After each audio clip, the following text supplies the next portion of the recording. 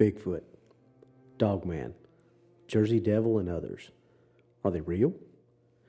Figments of our imagination? Or the most cleverly disregarded reality of all time? Come into the cabin, let's sit down and find out together. Hey guys, welcome back to the cabin. I'm Robby. Norman. And I am Johnny. He is Johnny again. I think we're on a roll. Yeah. Call him Butter. He's on a roll, Norm. That he is. He's doing pretty good. Good to have you back this time, Norm. Sorry, between work, family matters, health, it gets to you. We miss you when you're on the Band-Aid bus. We make fun of you still, but we miss you. Yeah, I miss myself sometimes. But our aim's getting better. Yeah. Yeah. Eventually, we will zone in on that target.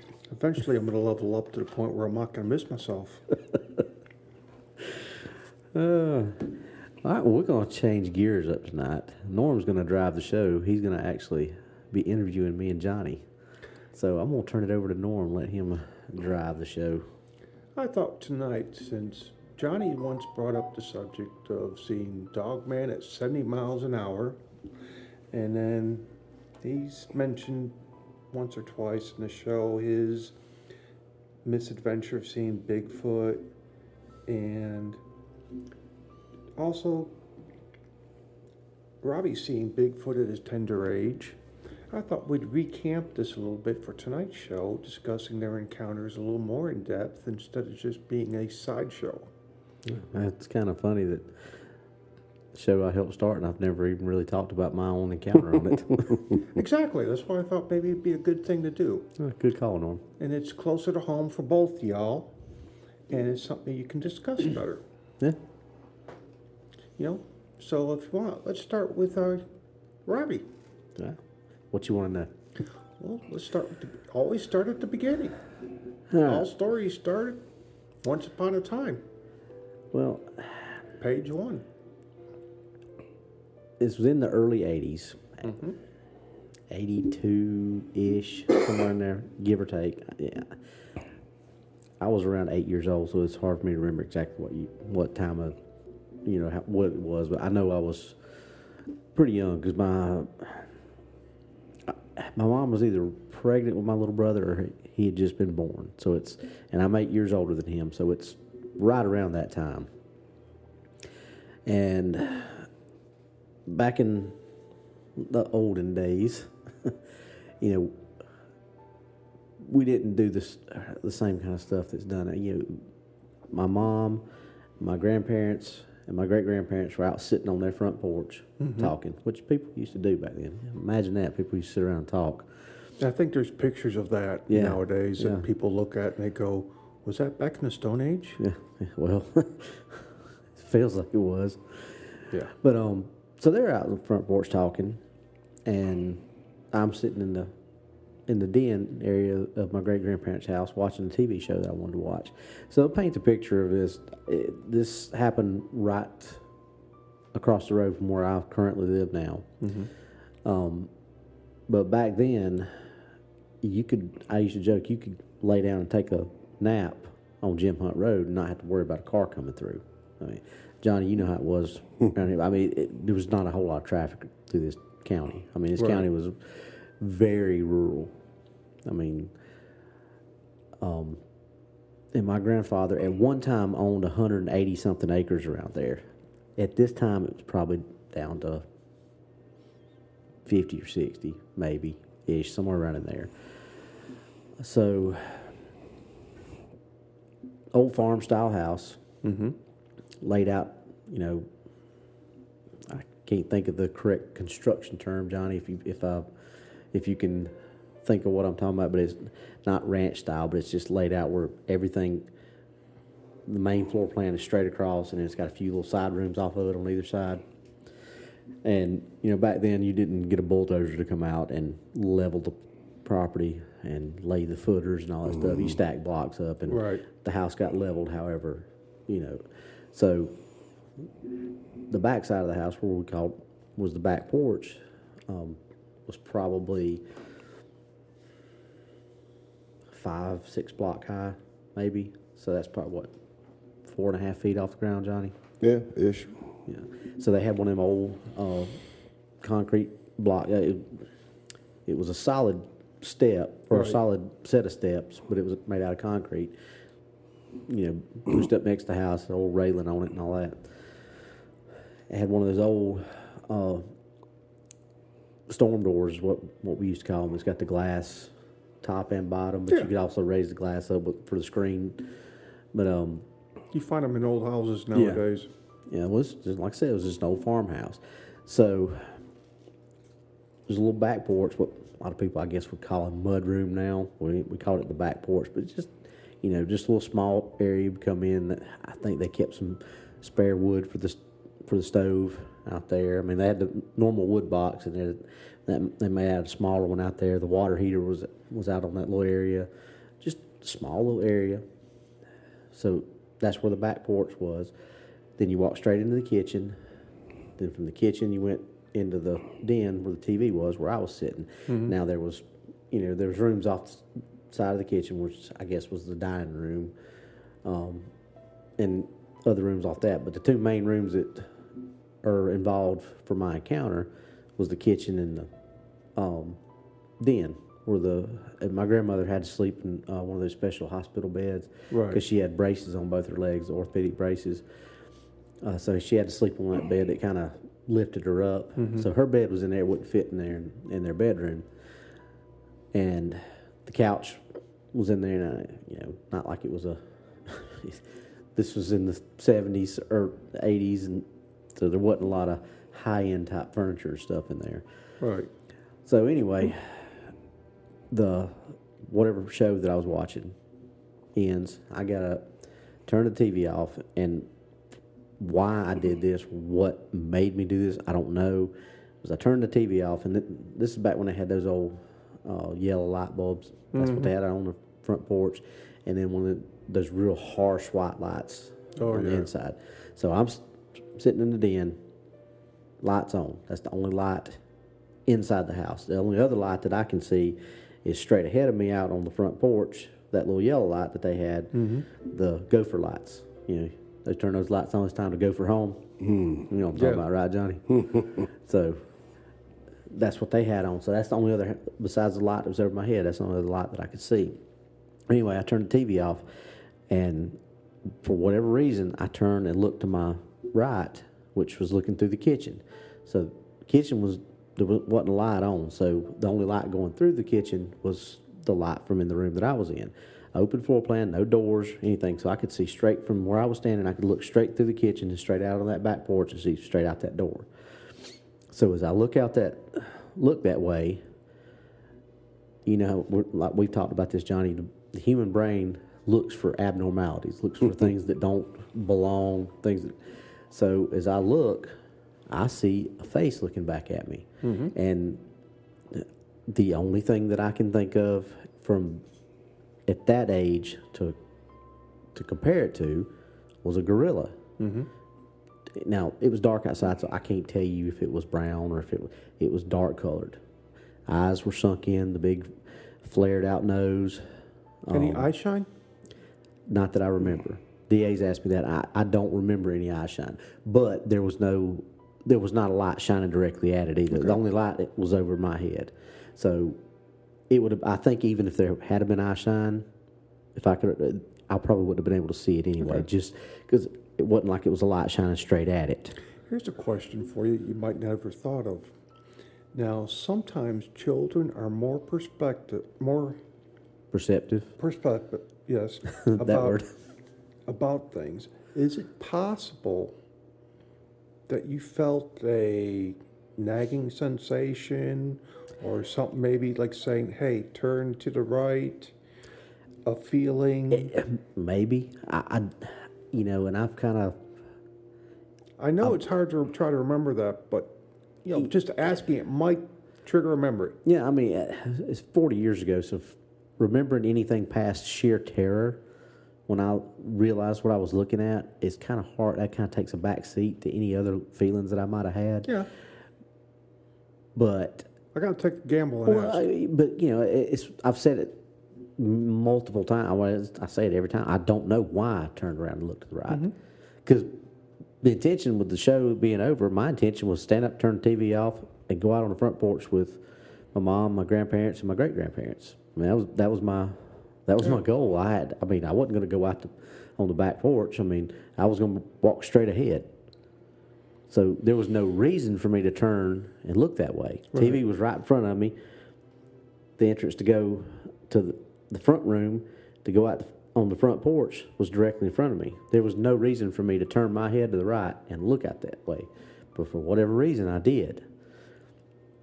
So, getting back to that, I see this face, and, in your mind, you're, what am I looking at? I mean, because even at, that age, you're like, what is that? What am I looking at? And as I'm reasoning that out, I guess I'm moving, because as I'm moving, it started moving. But if I was moving to the left, it was moving to the right. So it wasn't my reflection, because it was not moving in the same direction. Because I had a clear line of sight of it, because that was one of the things my uncle had told me at one time. Oh, it was your reflection, or it was it was a trick of the light. No, it was moving a complete opposite direction. So it was not a mirror image of me, because it would have been moving the exact same direction of me.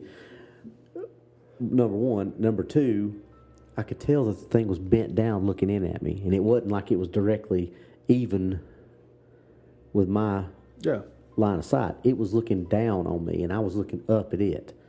So for that to be a reflection, or that to be a trick of light, because now getting back to the reason I talked about the different height of the height of the house at that backstage, or that back porch area, 4.5-ish, 5 feet off the ground, we're talking about the bottom of the floor. Okay, so standard door,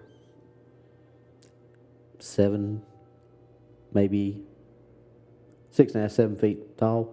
Yeah. Okay. This thing's head, the top of its head, it was bent down. I could tell that it was conical, but I couldn't see the top of it. It was still above the top of that door.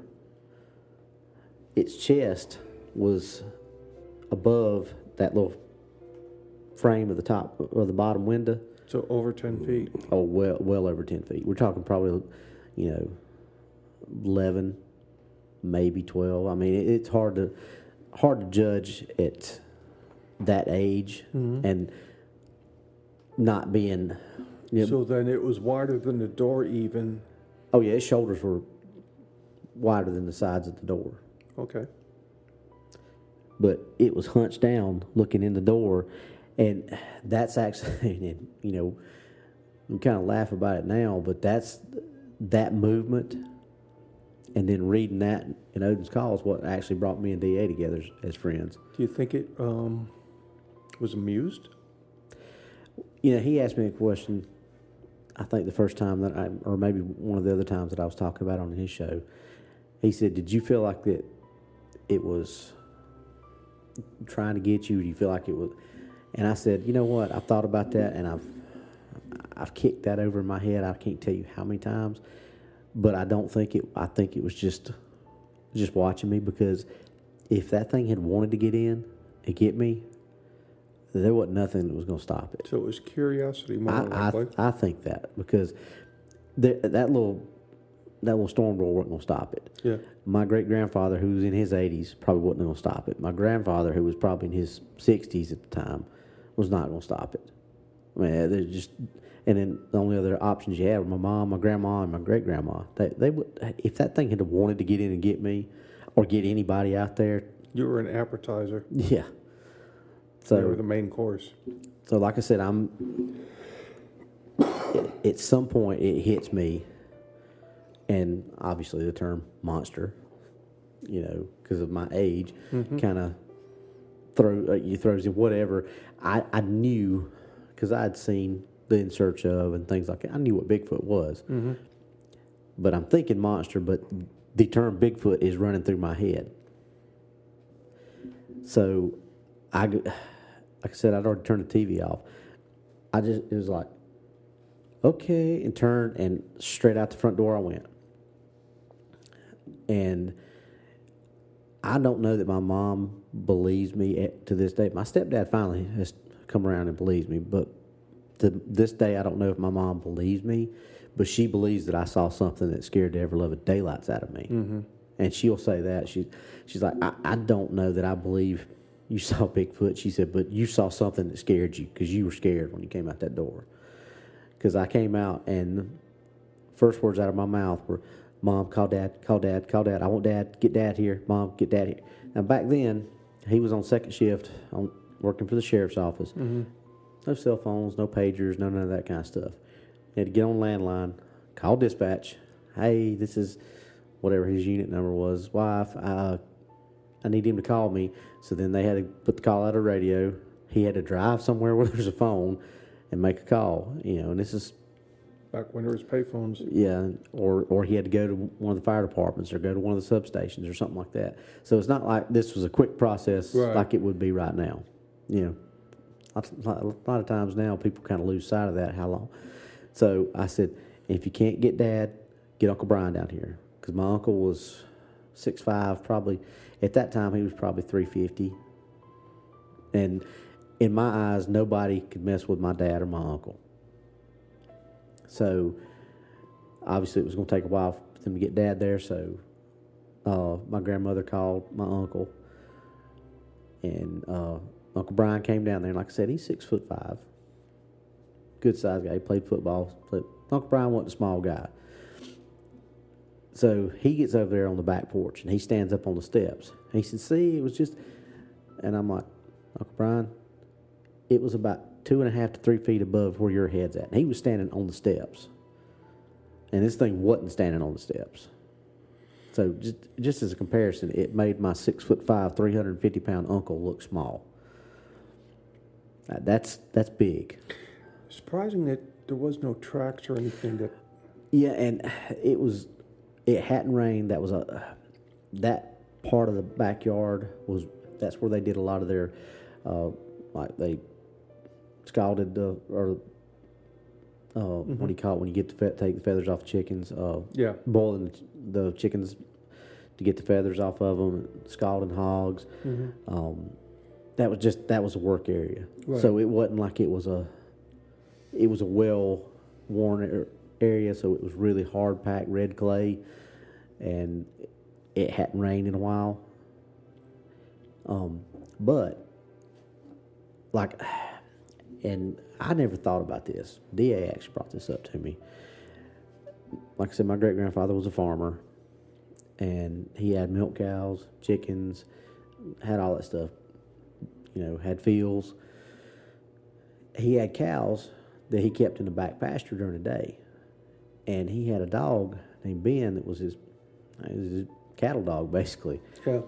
And when it would get close to, getting dark, he would send, he'd tell Ben, go get him.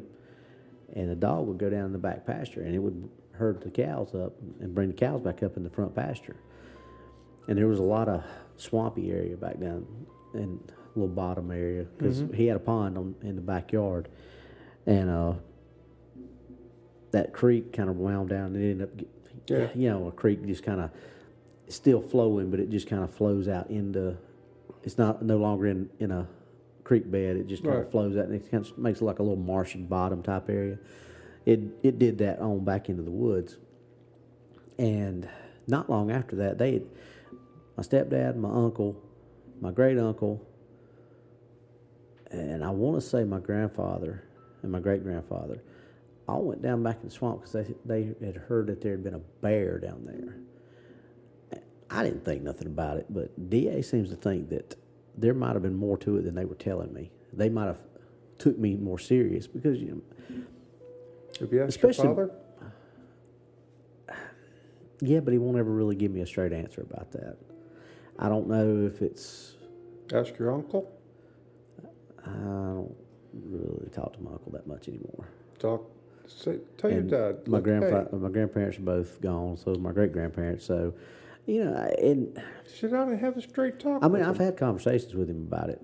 Because I've asked him, I said, what made you start believing me? Because obviously I got the pareidolia talk. You can tell him you're old enough now. You're beyond puberty. Yeah, I got past that last week, so Well, yeah, let me we're ask good. this question.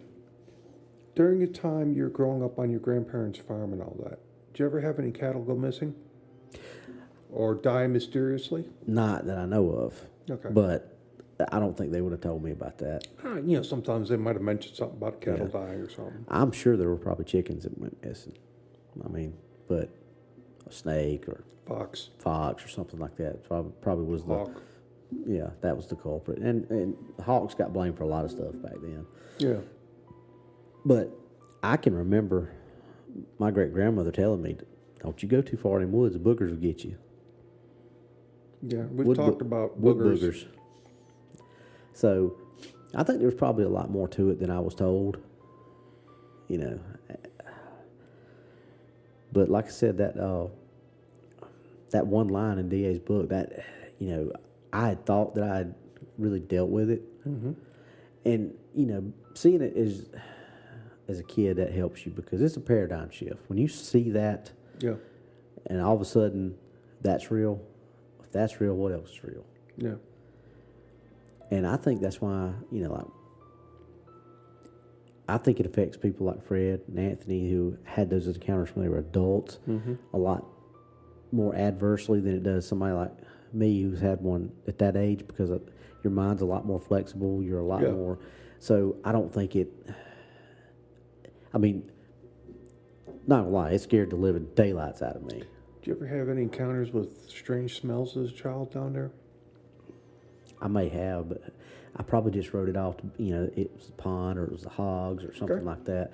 Because dude, I stayed in the woods when I was a kid.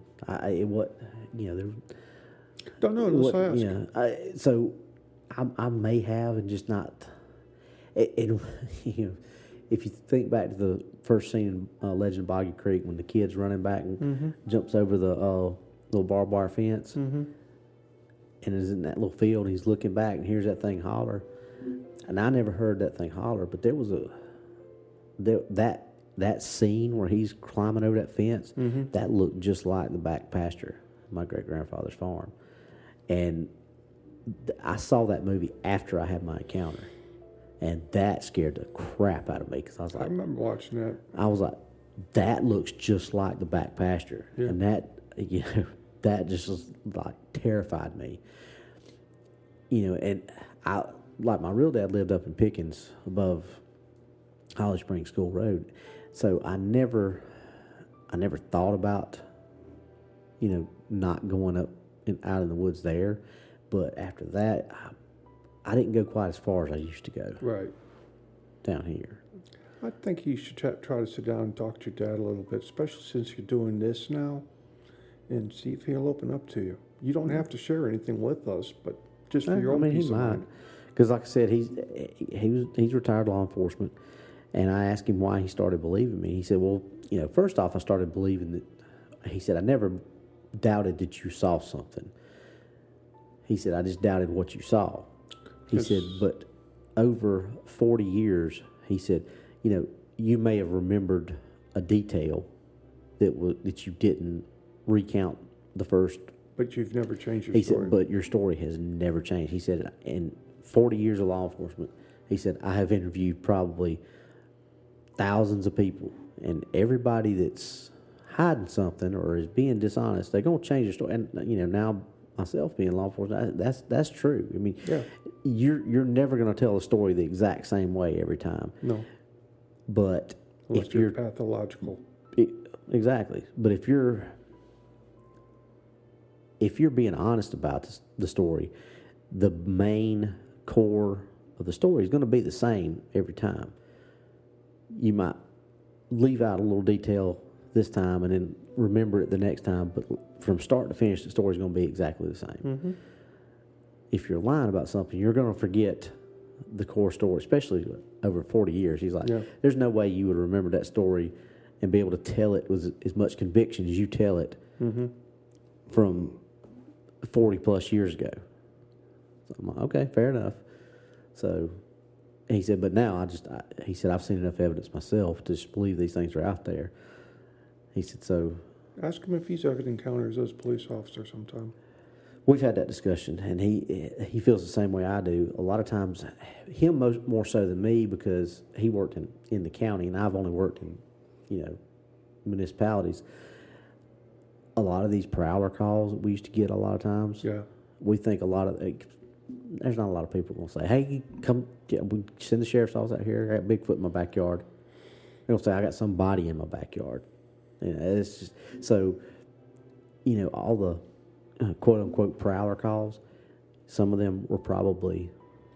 Yeah, that. they did just want to say, I got Bigfoot. They want to say a prowler. Because a lot of times you say that, then whatever. They just had a little too much to drink. We'll get out there when we can. But they're smoking the herb again. Yeah, smoking the devil's lettuce, as my partner likes to say. So yeah, that's my encounter. Well, I appreciate you sharing it with us again. But seriously, I hope let's everybody say a prayer for Robbie that his dad will open up to him and share. Maybe tell the story of what happened with his uncles, brothers, and grandparents and all that went down to the swamp. Maybe it was a hunting party. Maybe they got something. Maybe they didn't. I think if they'd have got something, I think, especially now he knows I'm doing this, I think he would have already told me that part of it. Maybe, maybe not. No, I know my dad. He would have told me that part. So if something like that would have happened, especially now that he's told me he believes, and that would have come up. Okay. Well, the only reason I say that is because some Bigfoots look humanoid, and if they did the deed, maybe they'd have conscious. No, if it was something like that, maybe not. But that's why I say but that. What I saw was not what Anthony saw. And Anthony and I've had this discussion before. He saw something totally different. I mean, when I say totally different, I mean. Yes, I agree. There's a difference. Yeah, and I've seen what Anthony's seen, and what you're describing sounds like a classical type Bigfoot, because especially with the conical type heads. Mm-hmm. So yes. Yeah, I didn't see what anything, because he said he saw more human. This what I saw. Now there was curiosity in its eyes, but it was an animal. Plain and simple, it was an animal. I always try to keep an open mind with it. Yeah, and I'm not saying that there's not that. I'm just saying that what I saw was totally different than what he describes. Right. So. Plus, you also watched Bionic Man with Sasquatch in it, so gotcha. Yeah. You want to talk about your Bigfoot encounter, Johnny? Yeah, well, yeah. Let's recap on that. Yeah, I think it'd be a good one for tonight.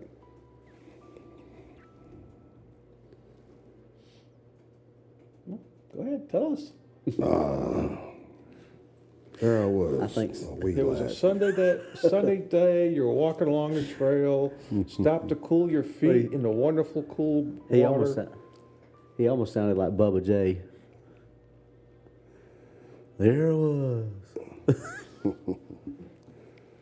Now, the one in my youth is the one Oh, you had more than... That's right, you had more than one. I've had 3, 4... Yeah, one in that, 2 in Florida, and I guess 3 up here. Tell us about the one. Tell us about the one in Florida, because one I'm familiar with is the one up here. Okay, well I was about 14, and we were hunting, and I was in the back of a truck sitting on a cooler, and my uncle was he was walking the dogs. He was walking them in the woods, and they were cold trailing and milling around, and they pushed something out, and it crossed my path. I could clearly hear it was bipedal.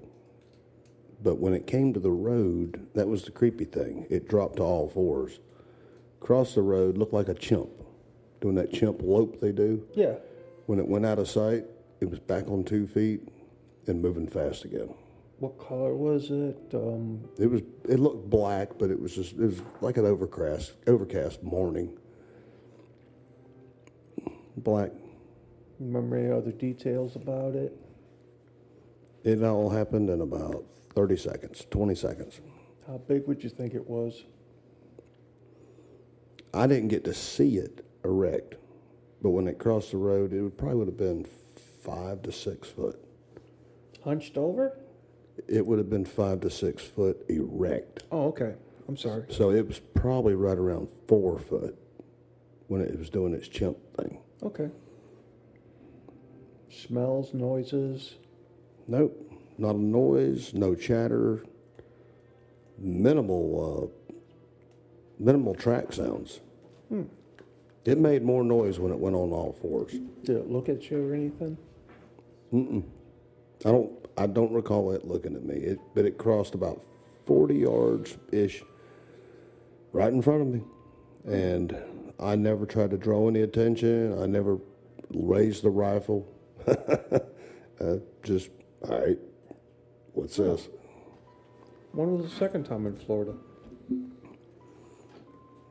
Maybe in the same hunting season. If not, maybe the next season. That's where I had walked in on a fire break, and same uncle walking the dogs. He gives us time, about 20 minutes, to get everybody get in position. Then he pushes the deer, hopefully out to you. And I was on a fire break, and he turned in off the fire break into a slough, and the dogs laid down. They quit driving. They quit doing anything. And that's when he had it, just basically a bulldozer without a diesel engine, just took off away from him through the slough. In a Florida thicket, you don't move fast. All right. Whatever this was did. And he saw a darkness just getting enveloped by the trees as the trees were healing back up behind it. Huh. And that was Florida. Okay. And then the other encounters up here, they were not even a visual, just an interaction. What was your first one? Oh, that's when just doing a little day hike. The tree snap. Yep, that was just a little day hike, just go up there and hang out on a Sunday afternoon. And wound up finding a little spot with a pool and a big old rock in the sun, hanging out, doing what boys and girls do. And a tree snap, a tree shake, and I said, we're out of here. That was, and then the other encounters have been we all up there. Okay. Because I know a lot of times we go up there, what we've all been up there has either been feelings, a lot of noise. I know I've had them laugh at me when I busted my ass one time while retrieving some that was me, equipment. Norm. Yeah. I'm kidding. I wasn't even up there that day. Well, Was I? no, I was getting the cameras the next day. Yeah, that's why I didn't think I was up I there. slipped down the hill, and all of a sudden the thing started chuffing at me. It was laughing its butt off at me. It was the funniest thing in the world. I'm like, yeah, laugh, big boy. And then, but the time I and Terry were up there, listening to them, one of them fall, and it sounded like the other one was scolding the other one like it was scolding a youngster for doing stupid stuff. Yeah, that was... You didn't get any audio? No, because we'd already... usually when we get past the gate, nothing happens. And because every time me and you've been up there... Oh, this is when y'all got back to the parking lot. Yeah. We'd already loaded everything back in the vehicles. We were standing next to my truck, just talking, and that little hill that kind of got maybe like a 60-degree incline or whatever that goes off back up right before you get back to that first house or whatever. Something fell down that hill a little ways, and we all stopped and started looking up that way. We started walking over that way. When we walk over that way, something else makes a noise over on the other side. We all stop and turn and look that way. As soon as we look that way, whatever right here, back up and up the hill and back across the gate area, it goes. So you had the Century did the distraction. Yeah. Yeah, that's exactly what. Well, that's what I told Norm. I said something just distracted us so that thing could get back out of here because we were headed towards it. Now, had we not stopped and turned back around and we kept walking towards, if it was like you said, a youngster, probably not been good for us if we didn't go for the for the fake out, because it would have probably come out of the woods on us, and that might not have been a good thing because we had the big girls put up at that point. We just had the 9 and the 10 I pulled out, and Terry's pea shooter, Yeah, his little BB gun. his little.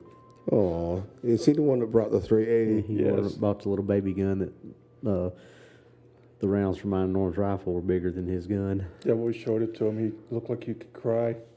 I'm like, it's okay. You'll get a bigger gun one day. Just keep watering it. It'll grow. But it was actually quite interesting. It wasn't a bad day. We got the cameras put up that day. I pulled the cameras down that night. Next day I didn't get nothing on them. But it was just the fact I knew something was there watching me again. And then the fact, because I slipped and busted my ass, that it was chuffing at me. And it's like it was having a laugh at my expense. And the few times I've gone up there solo, I've only had one bad experience. And it was like going back to the vehicles. It was like, I'm going to say it was like a bad one standing maybe down at the end of the path, because it just didn't feel right. All the other times, never had an issue, always felt good, but that one time, it felt like, yeah, this does not feel good. It's like a bad. Well, even from that first time that you and I went up there, Johnny, I told you I felt like something was pacing us. Mm-hmm. Because we were out there talking, and we never heard anything. That's the time we found the footprints. Well, we never heard anything, and I said, we was walking out, I said, I feel like something's pacing us. Well, we stopped when we came back to where we found the footprints, and because we found them when we first went in, we found them, and then we went on to where you had your sighting, I think, and then as we were coming back out, we stopped back there again to try to look on the other side, and while we were looking, we're probably about 3.5 feet apart, something like that. I'm on one side, we're on the same side of the trail, but I'm on one side, Johnny's on the other, and we're both looking around. Well, Johnny just happens to look back up the hill, and up on top of the hill there's that big rock that's up there, and he says, "Hey," what? He says, "Look up there." And I turn around and look, and I saw some kind of dark. I don't know what I saw, but it was alive and it was moving, and it was not tree peaking, it was rock peaking. Now that rock was probably big enough to park a Ford Escort behind, wouldn't you say? Definitely. So I'm looking up and I see something probably in the dark brown to light black color.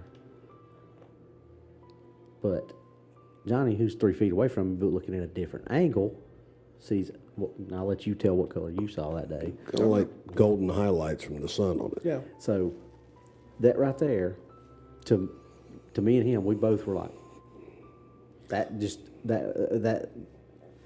strengthens that theory of the clear hair follicles that it's adaptive camouflage. Well, it's like the time Johnny and I went up there to look, and he's seen something, and I wasn't exactly sure what I seen, but I took pictures.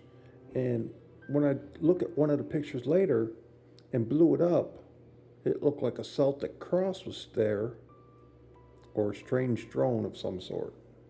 You've seen the pictures. Mm-hmm. And I've never seen any. I'll have to send them to our new friend, Steve, let him look at it, and maybe he can send it off to somebody who might be able to say weird reflection of light or something really strange, because it was totally unknown. That something that looked like a Celtic cross that wasn't there. Because we walked out there. There is no cross there. No. But it shows up on the picture. It shows up on the picture. I remember you showing me that picture. And I walked where me and you had our thing. I walked back in there a couple weeks ago when we had nice weather on a Sunday morning. I went way back in there. I was trying to stir something up. But there was so much traffic on the trail, though. Mm-hmm. People with dogs, people jogging, people with kids. I don't even think they went to the second red gate. because while I was off trail, they would come in and they were gone before I even made it back to the trail. And I wouldn't be off trail but a few minutes. You know, So I don't know if people are. I've taken my nephew up there with me because he's borderline autistic. And, you know, Bigfoot is supposedly having a connection with autistic type children. And sometimes. Well, that first time you took him up there, we had a lot of activity that day. Oh, yeah, we did. We got hits on the EFM meter. We had something walking along the edge there near the cave. We've had some hits. And that's the time we had the smell. Yes. I mean, that's why I'm looking forward to this summer or spring, us going back up there and him coming along again. I want to see if I can get Victoria to come with us out there and see if she can feel something out there. Yeah, I mean, that's not a bad thing, or a bad idea, rather. It depends. I might go up there Sunday again. I got to work this Sunday. I'm on the boo-boo bus. Mm. Hey, somebody's got to do it. Yes. Unfortunately, it's my turn. But, all right. I think that's pretty good for tonight's show. Yeah, I think it was a pretty good show. You know, that's like I said, that's the first time I've talked about my encounter on. Yeah, I think that was something that we needed my to show. do. That's weird.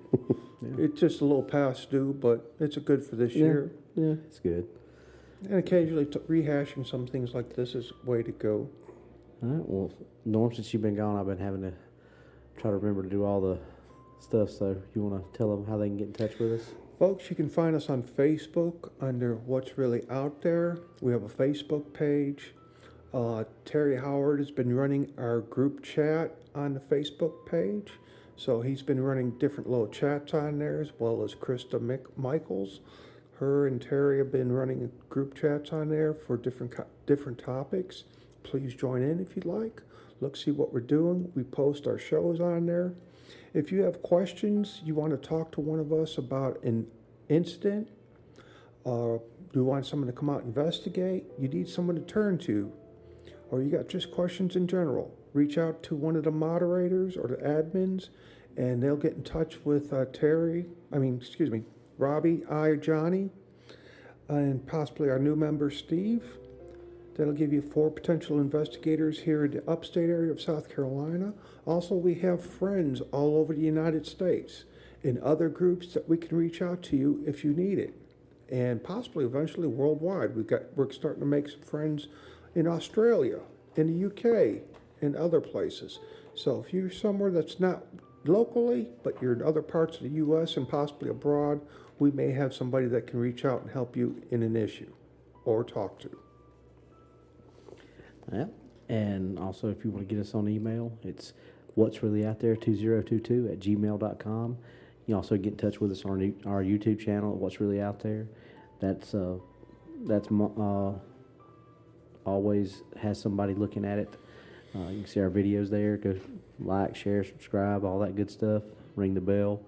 We're getting up to, we're over 200 on the Facebook, and I think we're getting close to 150 on the YouTube channel. Cool. So Small steps. yeah, baby steps. So Johnny, you still got the smoke signals in the telegraph? I got it. Okay, cool. So, all right. Well, that'll be all for this episode, guys. We'll see you later. Bye. Bye. Bye.